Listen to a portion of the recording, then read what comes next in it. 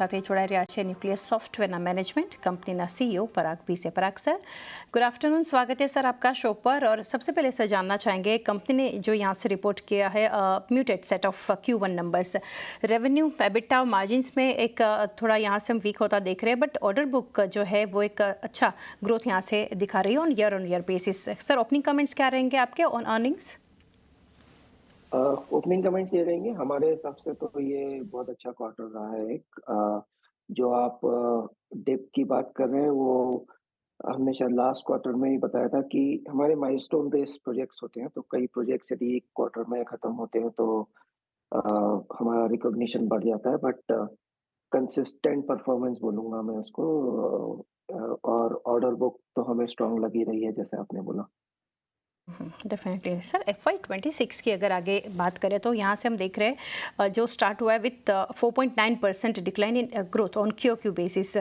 Sir आने वाले समय के लिए अगर यहाँ से जानना चाहे तो ग्रोथ आउटलुक फॉर FY26 कैसा है? क्या एक बेटर ग्रोथ देखेंगे देन 1% जो कि देखा था इन FY25?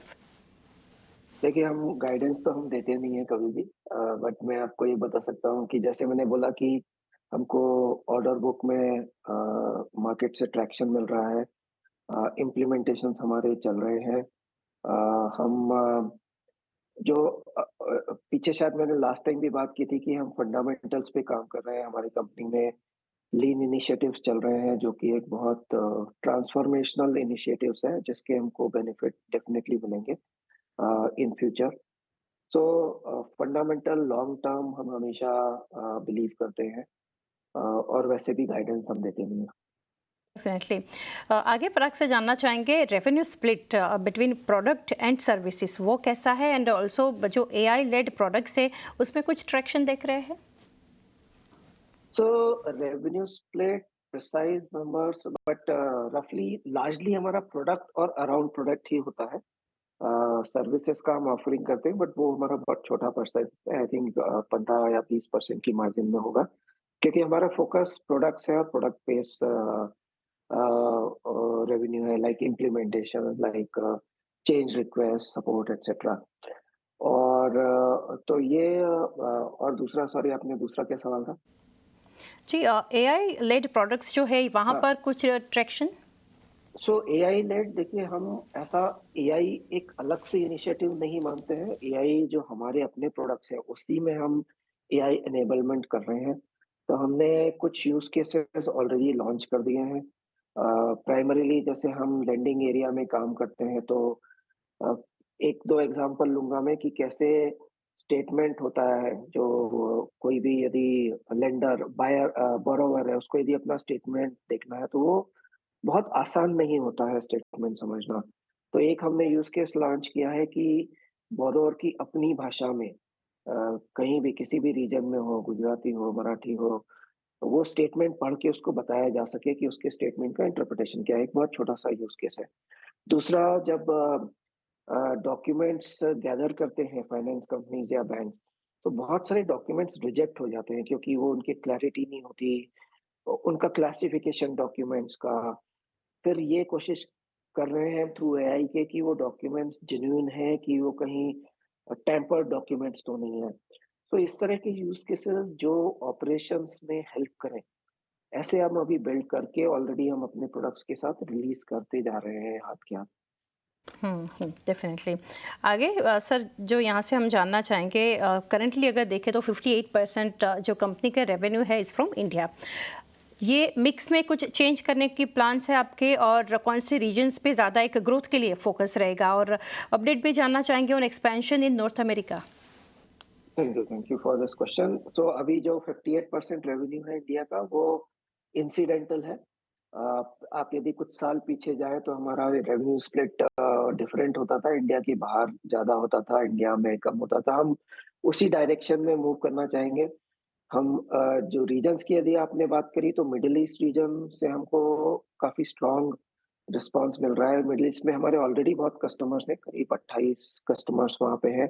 मोस्टली वो पुराने प्रोडक्ट्स पे हैं हमारे, बट अभी एक कस्टमर लाइव हो चुका है मिडल ईस्ट में नए प्लेटफ़ॉर्म पे, जिसका हमने आई थिंक प्रेस में भी आपने देखा होगा। और तो वहाँ पे एक फ़ोकस है मिडल ईस्ट में हम कस्टमर्स को नए प्लेटफ़ॉर्म्स पे लेके आए और नए कस्टमर्स भी एक्वायर करें, दोनों फ़ोकस है। साउथ ईस्ट एशिया हमारा स्ट्रॉन्ग रीजन रहा है। ऑस्ट्रेलिया में हम करीब 10 साल से ज़्यादा से प्रेज़ेंट हैं और जापान में हम 25 साल से प्रेज़ेंट हैं। तो इन सब रीजन्स में हम अपना स्ट्रेंथ बढ़ाने की कोशिश कर रहे हैं। स्पेसिफिकली नॉर्थ अमेरिका की आपने बात करी तो पिछले करीब 2 साल से हमारा बहुत सारा बैकग्राउंड वर्क चल रहा है नॉर्थ अमेरिका में और वहाँ पे अब हम 1-2 कस्टमर्स के साथ कुछ कॉन्ट्रैक्ट नहीं बोलूँगा बट पीओसी स्टेज पे हम हैं, तो वहाँ पे 1-2 हमारे प्रोस्पेक्ट्स हैं जिनके साथ हम क्लोज़ली काम कर रहे हैं, तो वहाँ से भी हमको ठीक-ठाक रिस्पॉन्स मिल रहा है। डेफिनेटली आगे पर अक्सर जानेंगे रिसेंटली जो कंपनी यहाँ से company has gone live with the Phoenix transaction banking suit and अगर बात करें तो हेटन नेशनल बैंक और साथ ही फेडरल बैंक। सर ये विंस कैसे स्केलेबल आप देख रहे हैं और if you can quantify their potential impact on future quarters.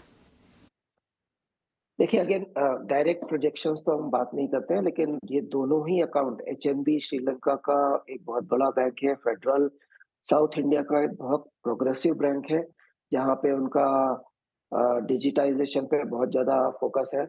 तो फिनेक्सिया भी हमारा बहुत स्ट्रॉन्ग प्रोडक्ट है। फिनेक्सिया केवल डिफरेंस ये है कि यदि हम फिनवन जो हमारा रिटेल लेंडिंग प्रोडक्ट है वर्सेस फिनेक्सिया की बात करें, फिनेक्सिया कॉर्पोरेट बैंकिंग का प्रोडक्ट है, तो वो सारे बैंक्स और सारे फाइनेंस कंपनी उसको नहीं खरीदते हैं, बट जो बड़े बैंक्स हैं, जो जिनका कॉर्पोरेट में बहुत ज़्यादा फ़ोकस है, वो लोग खरीदते हैं। तो नंबर ऑफ डील्स की यदि बात करें तो फिनेक्सिया की डील्स उतनी नहीं होती हैं, जितनी लेंडिंग फिनवन लेंडिंग की होती है, बट टिपिकली डील साइज़ेज़ बड़े होते हैं, तो उसपे भी हमें बहुत अच्छा रिस्पॉन्स मिल रहा है फिनेक्सिया पे।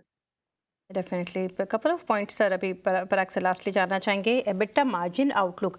आई नो नंबर्स के फ्रंट पर आप गाइडेंस शेयर ना करें बट कैसे FY26 के लिए आप देख रहे हैं और यहाँ से डील साइकिल्स जो है थोड़ा एलोंगेटेड हम देख रहे थे ड्यू टू बोर्ड लेवल स्क्रूटिनिटी, तो अभी ऑर्डर आउटलुक डील पाइपलाइन वो कैसे रहेगी उसके ऊपर थोड़ा डिटेल्स।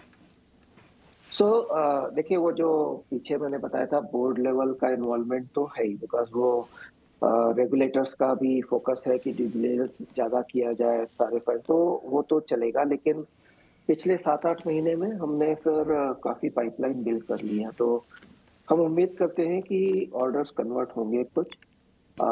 एबिटा मार्जिन भी बिकॉज़ हमारा जो मॉडल है बिज़नेस मॉडल वो लाइसेंस बेस्ड ज़्यादा है। तो वो डिपेंडेंट इतने नहीं है कि कितने लोग हम लगा रहे हैं प्रोजेक्ट पे।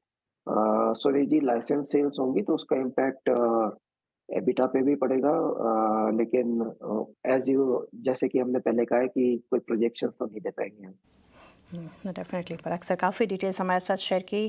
Thank you for connecting and best wishes for coming quarters. Thank you so much, thank you very thank you. Much.